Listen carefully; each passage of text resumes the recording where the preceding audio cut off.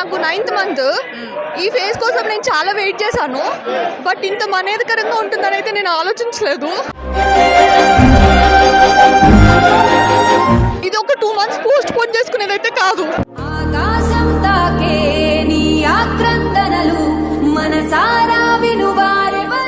మాకు ఫ్యూచర్ ఏంటో అర్థం కావట్లేదు. ఊళ్ళో ప్రాపర్టీ అమ్మేసి మా సేవింగ్స్ అన్ని పెట్టి 2048 దాకా మాకు ఈఎంఐస్ ఉన్నాయి. అంటే మా లైఫ్ లాంగ్ కి ఈఎంఐస్ ఉన్నాయి. ఈ టైంలో ఏం చేయాలో అర్థం కావట్లేదు. నా థాట్ ప్రాసెస్ ముందుకు వెళ్ళట్లేదు. థాట్స్ ఏం ప్రోగ్రెస్ అవ్వట్లేదు. ఈ కిడ్ ఏం చేయాలి? ఇల్లు మా లైఫ్ అనుకున్నాం. కంప్లీట్ గా ఎంత ఇన్వెస్ట్ చేయగలిగితే అంత ఇన్వెస్ట్ చేసాం.